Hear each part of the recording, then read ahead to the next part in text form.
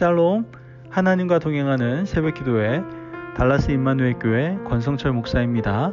오늘도 하나님과 동행하며 풍성함을 누리시는 저와 여러분 되시길 주님의 이름으로 축복합니다. 오늘 말씀은 시편 73편 17절에서 25절까지의 말씀입니다. 하나님의 성소에 들어갈 때에야 그들의 종말을 내가 깨달았나이다. 주께서 참으로 그들을 미끄러운 곳에 두시며 파멸에 던지시니 그들이 어찌하여 그리 갑자기 황폐되었는가 놀랄 정도로 그들은 전멸하였나이다. 주여, 사람이 깬 후에는 꿈을 무시함같이 주께서 깨신 후에는 그들 위에 형상을 멸시하리이다. 내 마음이 산란하며 내 양심이 찔렸나이다. 내가 이같이 우매 무지함으로 주 앞에 짐승이 오나 내가 항상 주와 함께하니 주께서 내 오른손을 붙드셨나이다. 주의 교훈으로 나를 인도하시고 후에는 영광으로 나를 영접하시리니 하늘에서는 주 외에 누가 내게 있으리요 땅에서는 주밖에 내가 사모할이 없나이다. 아멘. 하나님의 말씀입니다. 여러분, 우리가 살아가다 보면 어떤 일에 열심히 몰두를 하지만 그 일이 잘 풀리지 않을 때가 있지 않습니까? 원하는 대로 정말 모든 일이 잘 풀린다면 세상 걱정할 게 뭐가 있겠어요?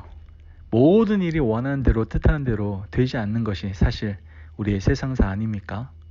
아무리 노력해도 일이 풀리지 않을 때 어떻게 합니까?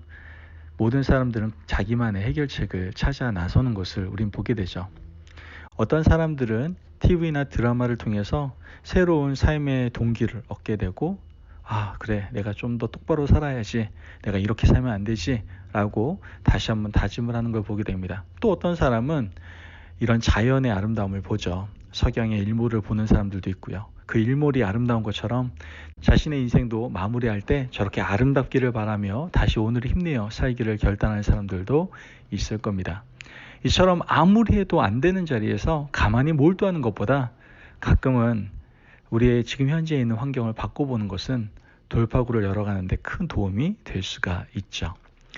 여러분, 하나님을 믿는 백성들은 성소에 올라와 예배를 드리면서 지치고 피곤한 삶을 벗어나 새로운 시각을 가지게 되죠.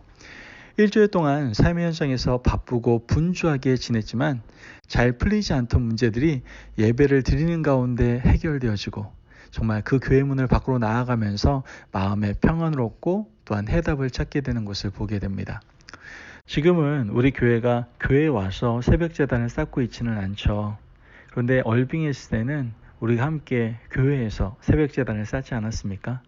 그때는요, 새벽 예배를 드리고 난 다음에 청년들과 또 함께 했던 성도님들과 함께 예배당을 나가면서 그런 생각이 들더라고요. 모든 것이 새롭고 새로워요. 똑같은 자연인 줄 알았는데 아니에요. 새로운 시각으로 우리의 삶을 돌아보게 되고 우리의 인생에 대한 모든 답을 새롭게 찾으며 새로운 세상을 향하여 용기 있게 나가는 그런 경험을 우리는 다 했던 것이죠. 오늘 우리가 읽은 시편의 저자도 큰 고민이 있었어요. 넘어질 것 같은 시험과 위기가 있었던 것이죠. 그러나 하나님의 성소에 올라와서 그 염려가 해결되고 믿음의 눈을 뜨게 됩니다. 하나님과 친밀한 관계 안에서 인생의 답을 찾는 은혜를 노래하고 있는데요. 지금 이 시편의 저자가 어떤 위기에 처해 있는지 2절에서는 말씀하고 있습니다.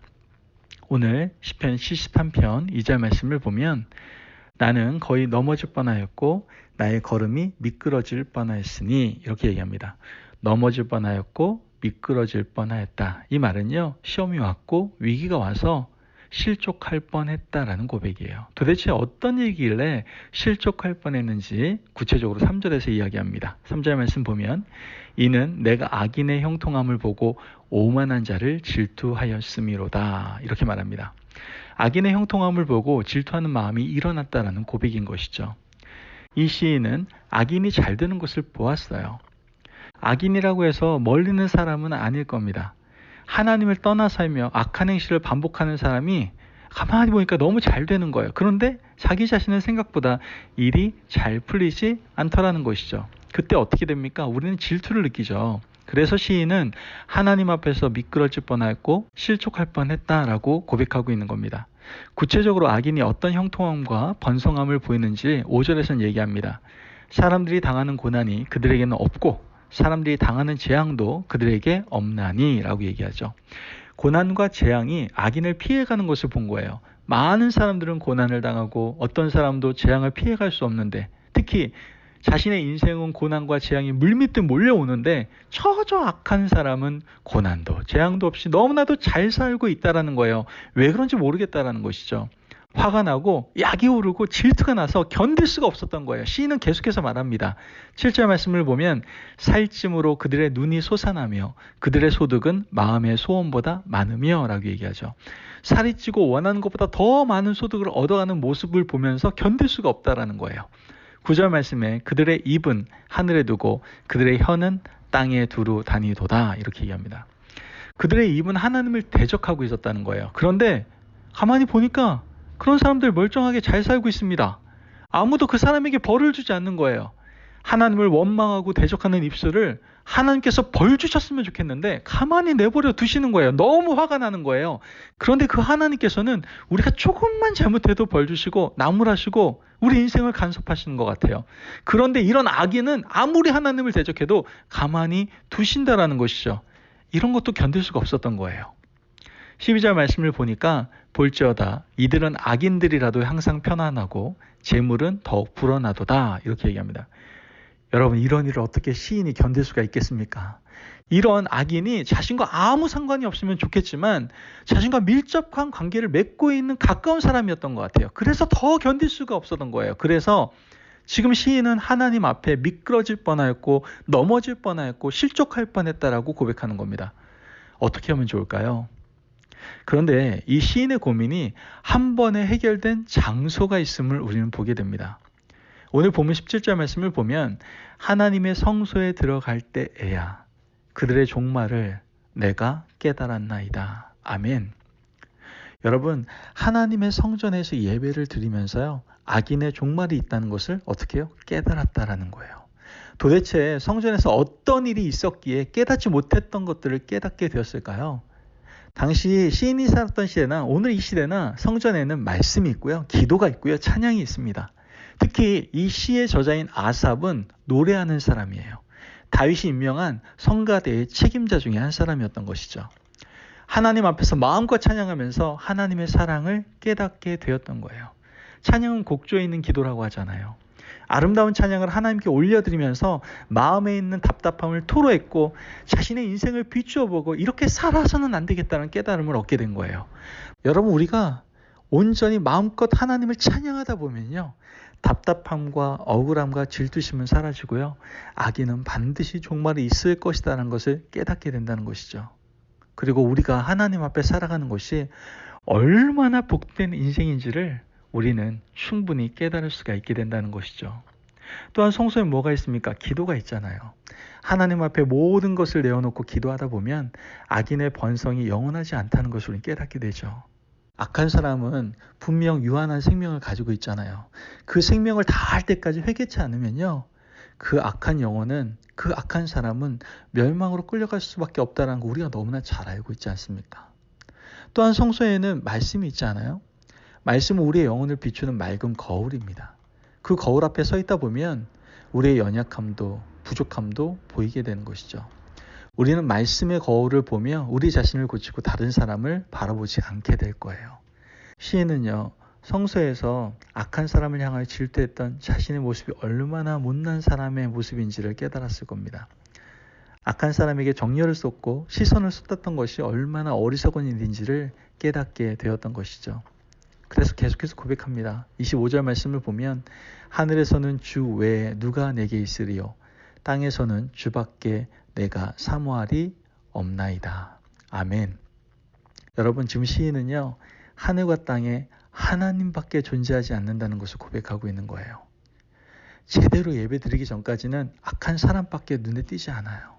악한 사람의 사악함만 눈에 보였는데 이제 하나님을 제대로 만나고 나니까 악인은 보이지가 않더라는 거예요. 하늘에서도 보이지 않고 땅에서도 보이지가 않아요. 하나님만 보이는 거예요. 그리고 이제 보이는 그 하나님만 따라가면 되는 것이었죠. 성서가 우리에게 주는 유익이 바로 이런 거예요. 제대로 기도하고 우리가 제대로 예배드리고 제대로 하나님 말씀 들으면 우리가 하나님을 만나게 되고 하늘 위에 주님밖에 땅 위에 하나님만 존재하는 그 놀라운 경험을 우리는 늘 하며 살아갈 수가 있게 된다는 것이죠. 여러분, 오늘 하루가 우리에게 이런 하루가 되었으면 좋겠습니다. 우리가 무엇 때문에 마음이 힘들고 어려운지 하나님은 다 알고 계세요. 하나님 앞에 마음껏 찬양하고 기도하고 말씀을 들으면 우리의 모든 근심은 사라지고 하나님과 우리만, 나 자신만 남는 거예요. 여러분, 교회에서 예배드림으로 이렇게 복된 하루하루를 늘 경험하며 살아갈 수 있는 저와 여러분 되시기를 주님의 이름으로 축복합니다. 아멘. 기도하겠습니다. 사랑이 많으신 하나님 감사합니다. 오늘도 귀한 말씀을 통해서 인생의 고난과 어려움에 빠져있는 우리의 삶 가운데 진정한 해결책이 어디에 있는지를 깨닫게 하시니 감사합니다. 하나님, 우리 인생과 고난을 내 스스로 해결하려고 하는 것이 아니라 이젠 하나님의 성전, 교회로 나아오겠습니다. 그 교회 안에서 찬양하며 기도하며 말씀을 들음으로 하나님 앞에 나아가게 하시고 그 하나님 앞에서 하나님께서 우리에게 주시는 위로와 긍휼을 경험하는 저희들의 삶이 될 수 있도록 인도하여 주옵소서. 감사하며 예수님의 이름으로 기도합니다. 아멘. 오늘도 하나님과 동행하며 풍성함을 누리시는 저와 여러분 되시길 주님의 이름으로 축복합니다. 여러분, 우리 인생 가운데 고난과 어려움이 빠질 수는 없습니다. 그러나 주님의 전, 하나님의 성전, 교회로 나오십시오. 그 교회에서 찬양하고 말씀 듣고 기도함으로 하나님 앞에 나아가 하나님께서 우리에게 주시는 진정한 해답을 늘 얻고 살아갈 수 있는 저와 여러분이 되셨으면 좋겠습니다. 말씀 안에서 승리하십시오.